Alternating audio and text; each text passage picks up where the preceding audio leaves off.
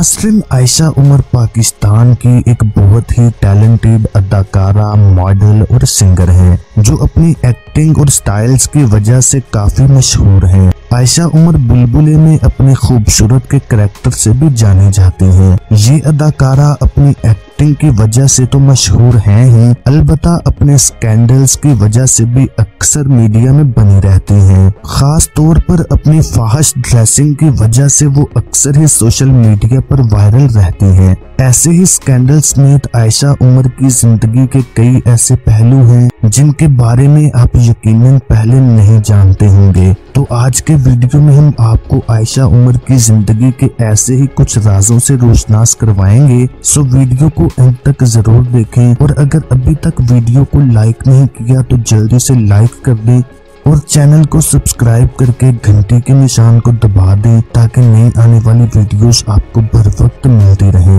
Number 1, Ayesha Umar 12 अक्टूबर 1981 को कराची में पैदा हुई। अभी वो सिर्फ 1.5 साल की ही थीं जब उनके वालिद इंतकाल कर गए। वैसे तो उनके फादर एक अच्छे खासे बिजनेसमैन थे और उनकी फैमिली की एक कंस्ट्रक्शन कंपनी थी जिसके चेयरमैन आयशा उमर के फादर थे। लेकिन जब उनके वालिद की डेथ हो गई तो उसके बाद उनके भाइयों ने उस कंपनी के शेयर्स आपस में ही तकसीम कर लिए और आयशा उमर की फैमिली के हिस्से में कुछ भी नहीं आया। इसी नाइंसाफी को देखकर आयशा उमर की वालिदा अपने दोनों बच्चों को लेकर लाहौर शिफ्ट हो गईं ताकि अपने बच्चों की अच्छी तरबियत कर सके।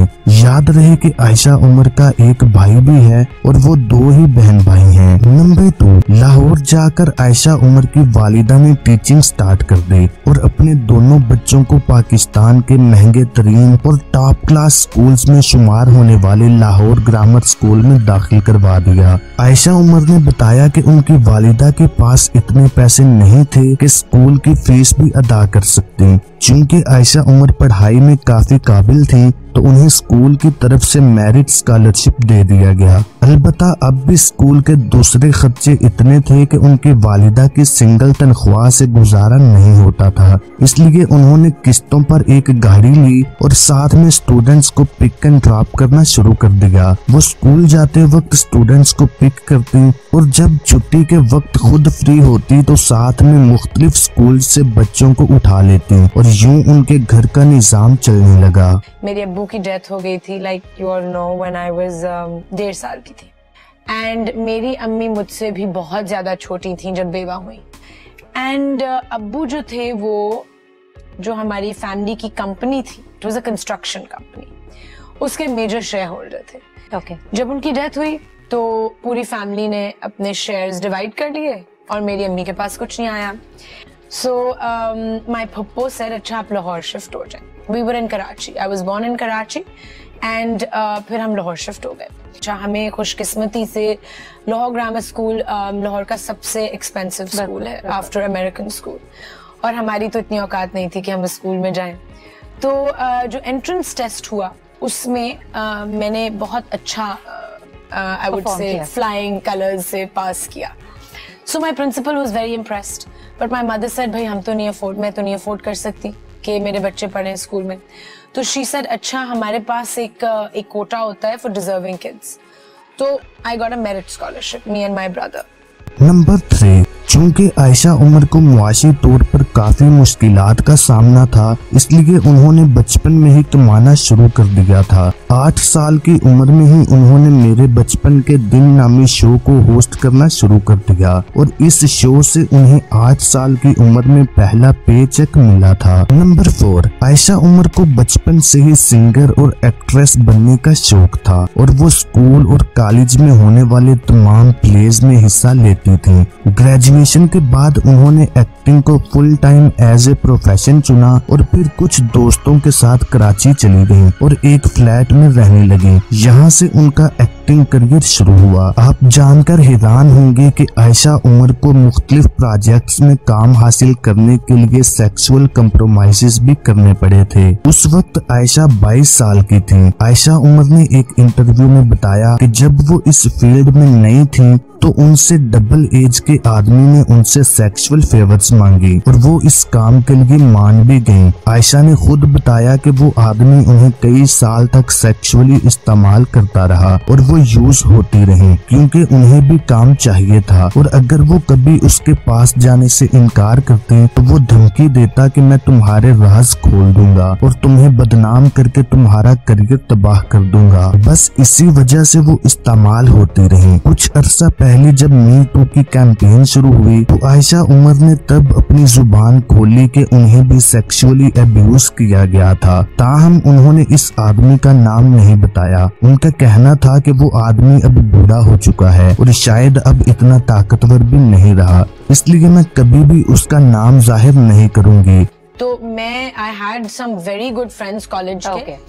तो शुरू में I was living with them and then literally 6 months में आई स्टार्टेड, मैंने फ्लैटमेट्स के साथ 2 फीमेल फ्लैटमेट्स के साथ एक अपार्टमेंट ली। And then begins the life of a female actor in Pakistan. There was sexual harassment. There was a lot of running after money. There was a lot of very weird attitudes from men. 15 साल पहले this happened when I entered the industry, and मैंने किसी से I did not have the courage to talk to anybody about it. And मुझसे जो my हरासा, वो मुझसे मेरी बाप की उम्र के थे, हैं, अभी भी हैं, वो जिंदा हैं, और वो बड़ा पावरफुल आदमी थे। एंड बहुत सारी लड़कियां उनका टारगेट बन चुकी विक्टिम बनी। कोई बात नहीं करता था उस टाइम पे, तो कोई बात नहीं करता था। सोशल मीडिया भी नहीं था कि कोई बात करे, कहाँ बात करे, बिल्कुल आपस में ही कर ली।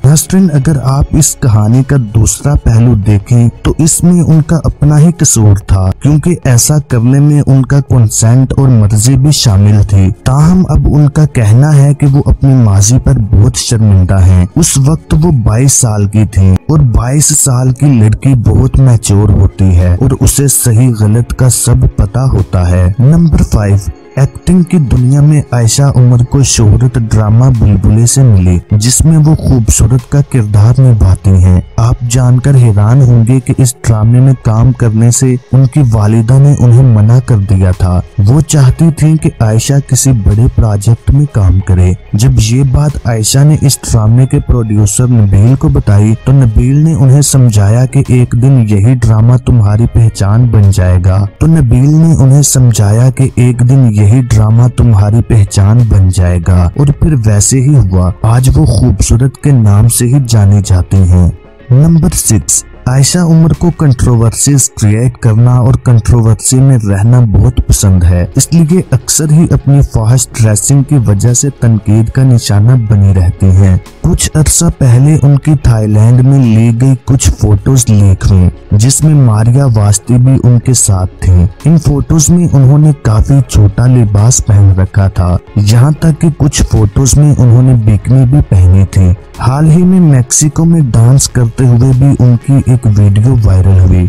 इस वीडियो में भी वो एक बीच पर थी और लोगों के साथ डांस कर रही थी। इन फोटोज में भी उनका लिबास बहुत छोटा था। नंबर 7, एक इंटरव्यू में आयशा उमर से सवाल किया गया कि अगर ये पूरी दुनिया खत्म हो जाए और पीछे कायम अली शाह, शेख रशीद, राना सनाउल्लाह और चौधरी शुजात बच जाएं, तो आप किसके साथ शादी करके दुनिया को आगे बढ़ाएंगे? तो उनका कहना था कि शेख रशीद के साथ। लेकिन जब यही सवाल शेख रशीद से पूछा गया तो उन्होंने आयशा उमर को पहचानने से ही इनकार कर दिया। सबसे पहले मैंने शेख रशीद को पिक किया था। I think I would. He's entertaining also. Yes. He's funny. Good sense of humor. Good sense of humor. Light-hearted. एक सीट भी है पॉलिटिकल पार्टी में, एक ही सीट। I'll marry Sheikh.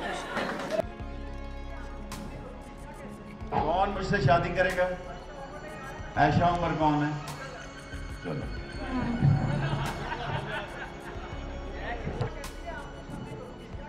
कौन मुझसे शादी करेगा? आयशा उमर कौन है? चलो।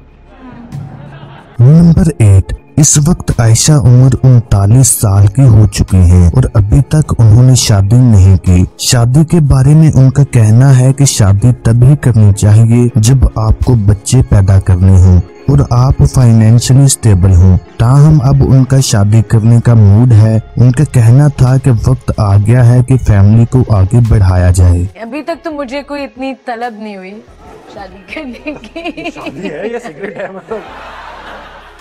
No, I'm pretty okay and I don't think that ये हमारे कल्चर में है कि शादी ही आपकी जिंदगी कैसे होते हैं? हमारी जिंदगी बनाती है।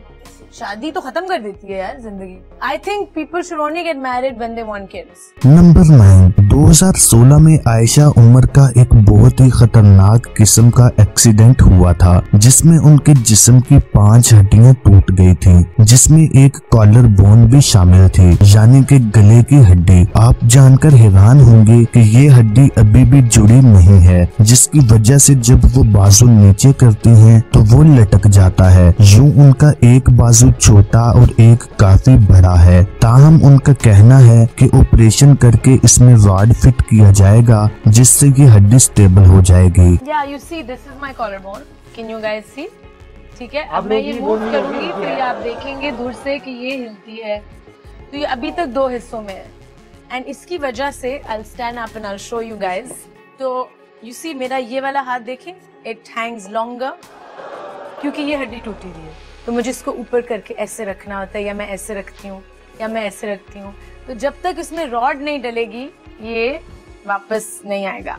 नंबर 10, आयशा उमर पाकिस्तान की हाईएस्ट पेड एक्ट्रेसेस में से एक हैं, जो कि एक एपिसोड में काम करने का 4 से 5 लाख लेते हैं। उनकी नेट वर्थ $5 मिलियन है। आयशा उमर को पाकिस्तान की स्टाइल आइकॉन भी कहा जाता है। 2019 में उन्हें वारसी इंटरनेशनल ऑर्गेनाइजेशन की तरफ से तमगा फख्रे पाकिस्तान से भी नवाजा गया था। तो नाज़रीन, अब तक के लिए इतना ही। अगर वीडियो अच्छी लगी तो वीडियो को लाइक और शेयर जरूर करें और मजीद ऐसे ही वीडियोस देखने के लिए मेरे इस चैनल को सब्सक्राइब करके घंटी के निशान को दबा दें ताकि नई आने वाली वीडियोस आपको बर वक्त मिलती रहें।